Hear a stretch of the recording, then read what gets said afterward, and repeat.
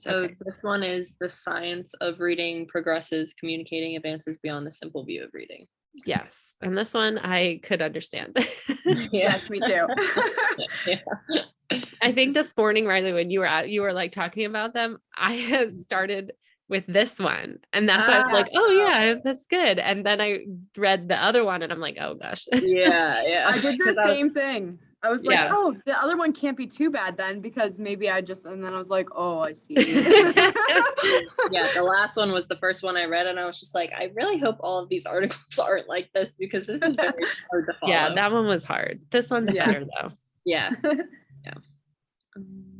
All right. So this one kind of just started out like talking about how the simple view of reading basically has evolved. Mhm. So I'm getting to my notes. So I put a question on the top of the second page, and actually I have 3 questions on this page. And like I said, I just wrote down questions. I was like, so do teachers need to provide more decoding skills earlier in education? Like, I feel like this talks a lot about decoding and comprehension at first. So at first I was like questioning, I was like, but decoding and comprehension isn't just the only thing that goes into like language. Like there's fluency and Right. vocabulary and everything else. And then I continued reading, and then it came up and I was like, oh, okay. But Yeah. at first I was a little like, but it's not just decoding and comprehension. Yeah, so Yeah, I like highlighted the formula. Yeah, definitely. And it was like understanding the formula will help educators with assessing reading weaknesses and providing appropriate instruction. So like their formula was like decoding times language comprehension equals reading comprehension. Yep. And then I thought it was interesting, like going along with that on the next page, it talked about how like there's there's kids who can read and who can have like listening comprehension, but still can't read, or like kids who can, yes. and like you know, vice versa. they can't do either. Like they Mhm. can't decode and they can't really listen and understand, but like they still can, they can still read and like understand it. Like it's just Yeah. that kind of like really made it clear that it is really more than just that, because it would be impossible to have it be just those two things. Well, and I've worked, like I just finished my 2 student teaching placements, and the one that I was just in, I was with Mrs. Bieber, Colleen, for special ed. And I had 2 that were, one like couldn't decode, so he couldn't read, but so like I read everything, but he could comprehend. And Right. then like the total opposite of that was like this boy could read like grade levels above where he was, but he couldn't comprehend like whatsoever. Yeah. So that's like what I was thinking about when reading this article. And then like obviously the question of like, well, how do you teach like how do you teach the right way to those students? Like Right. Yeah, I have a student actually who has like a really high fluency level. Like she's really fluent with her fluency. Like I think she's at an 8th grade level, but then her comprehension skills are like down at a 5th grade level. So if she reads an 8th grade level, like that's great, but she's not going to comprehend as much because the vocabulary is much larger and above where she is. right. So it's crazy. Like she can read the words, but she won't be able to like comprehend it back to me and tell me what happened. Yeah, like you'll be like, okay, like what happened, and then they'll just like go blank. Yeah, and it's wild because like they like their fluency and their accuracy is like spot on, but they just can't comprehend. Yeah. Yeah. And that's kind of like the vocabulary, like you just brought that up, like as this article moves into like going past the simple view of reading and looking at more, and it talks about vocabulary. I thought it was interesting because it was talking about how like vocabulary helps us with our comprehension, but also helps us like somewhat in decoding, because like you can't pronounce a word if you don't like knowing what the word is and like knowing what it goes with and how it works into the story helps you to pronounce them correctly, which I kind of was like, I mean, I knew vocabulary was important, but I was like, oh wow, that does make a lot of sense, doesn't it? And like, Yeah. go ahead, sorry. Oh, I was gonna say, like, during the page where it was talking about vocabulary and reading fluency, and kind of like the little figure at the top, I kind of just like questioned to myself, like, should all students, like, regardless of their levels, like, shouldn't they all be progress monitored, like, throughout the school year, like, just to see like where they're at, even if they don't show difficulty in either one of them? Like, I think that it would be good to just make sure that you're continuously monitoring all of your students. Well, isn't that the idea of like MTSS? Like Yeah. they want, yeah, like, but like not Yeah. every school does that. Right.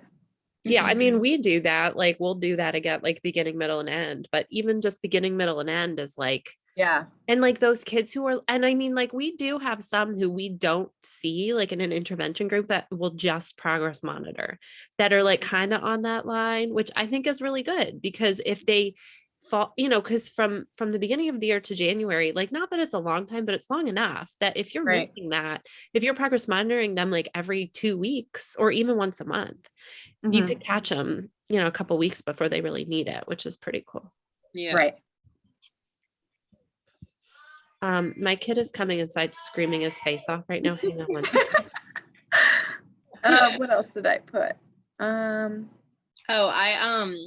So I never knew what like morphological awareness was. Yeah, but that I just looked at that too. yeah, but then like I realized how important it actually is. And like, Yeah. so like it allows like a reader to recognize that the words like magic and magician are semantically related, despite like their differences in how you pronounce it.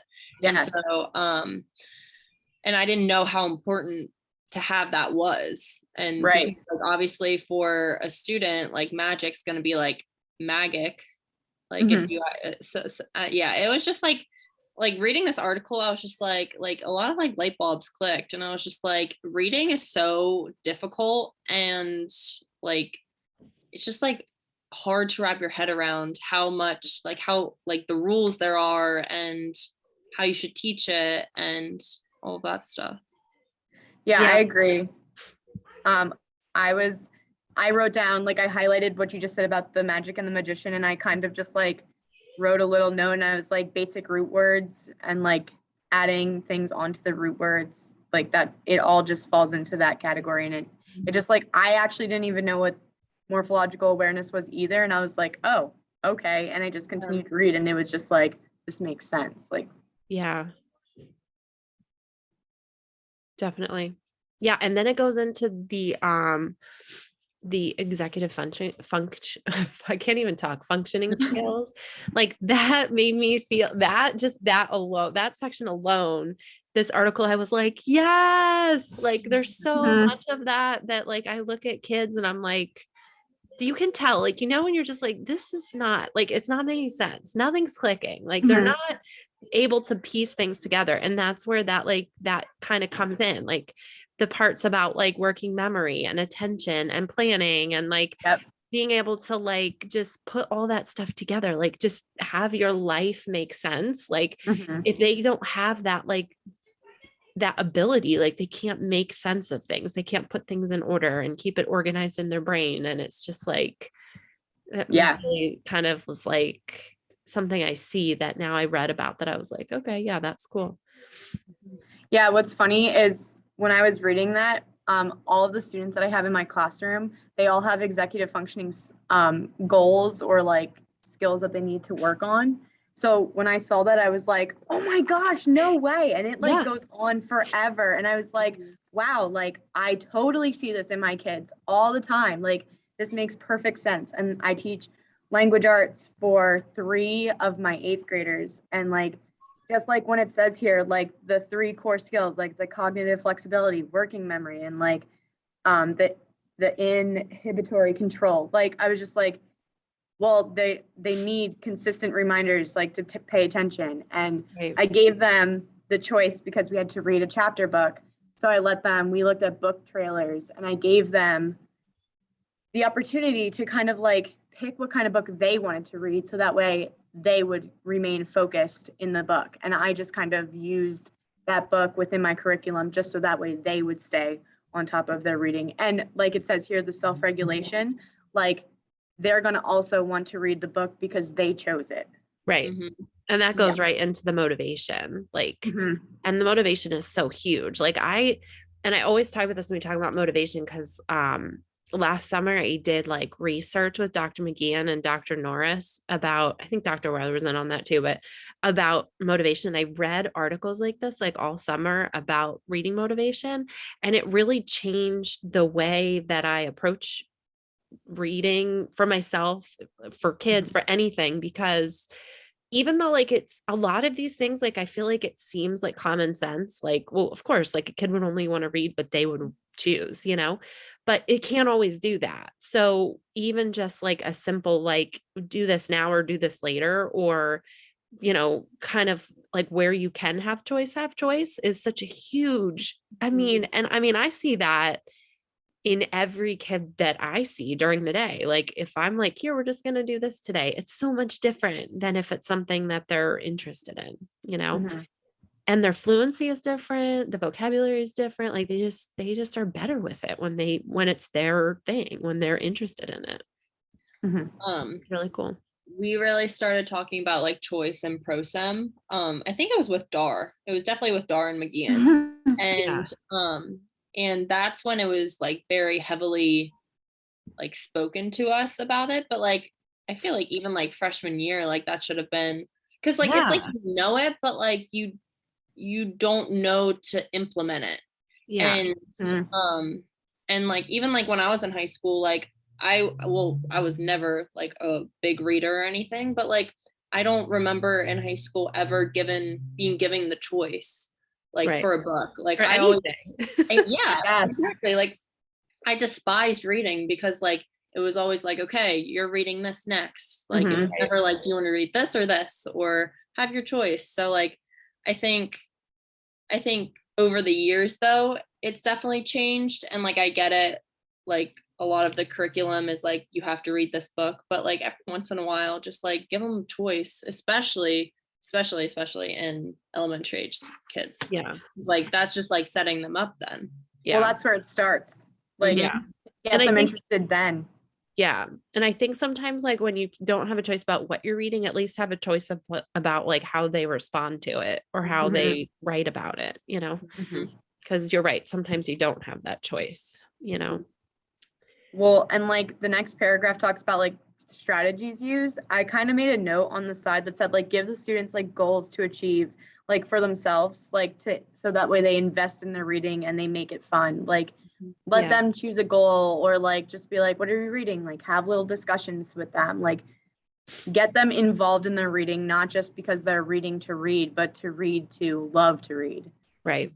Yeah. Definitely. And then same with writing, like write about things that are like authentic, that like mean Mhm. something to them, not just like, oh, what happened? Like, yeah, it's important sometimes beginning, middle, and end, but like just talk about that and let them write about like a way that they're actually going to care what they're writing about, because otherwise they'll write one sentence and be like, okay, I'm done.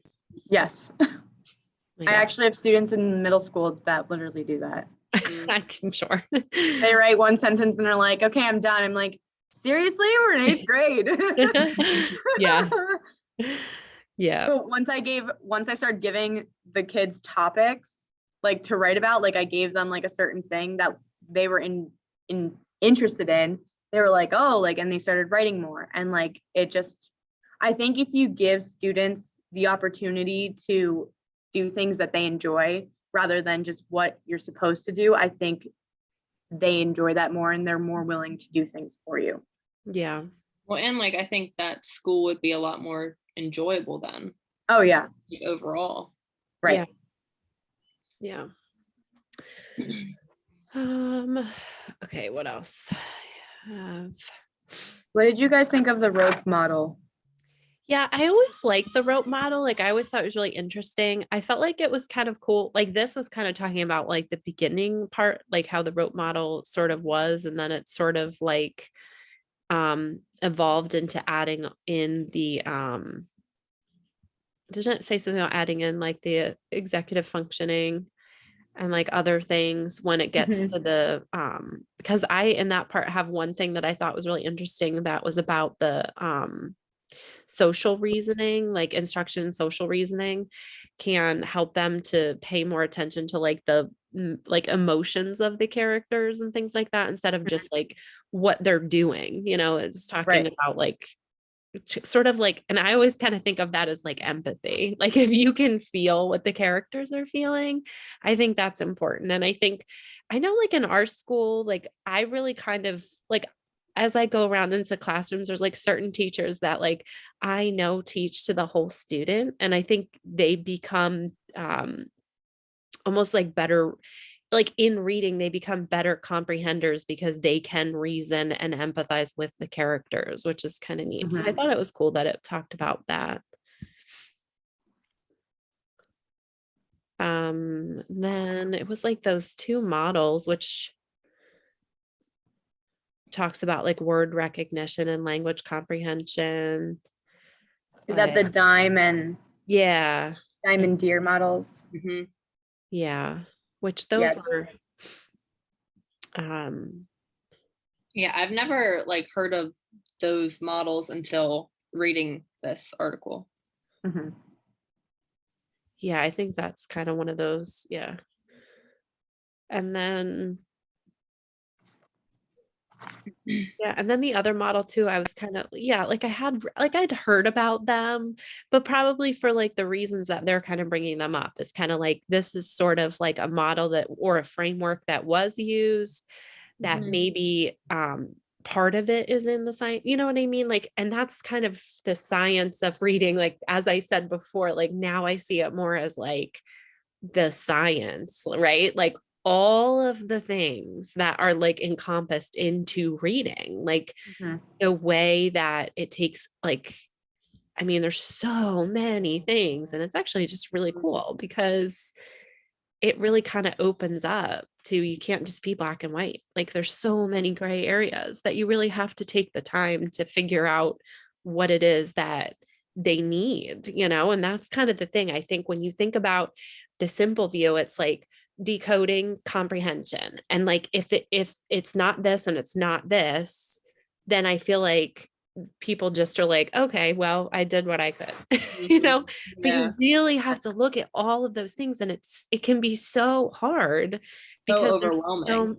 there's so many things that then, but if you keep going, like at some point you're gonna be like, oh, okay, like now I got it. Now it's their fluency or it's their vocabulary or it's both of them or it's all the things put together. And then you can really dive into trying to help them. Mhm. Yeah. Um, and then I don't know, like towards the end, I highlighted a couple things, but I feel like this one definitely I think like she kind of said she wanted us to read these two because she wanted us to be able to like go into a conversation about the science of reading and really be able to like be a part of it and understand it. And I definitely feel like this one especially kind of made me feel like I could understand what the whole science of reading conversation is about, Yeah, Yeah. I agree. Yeah. All right. Do you feel okay? Should we? Yeah, I don't think I have anything else. Talked about motivation, engagement, self-regulation. Yeah, I'm good. Okay. I'm going to end it then.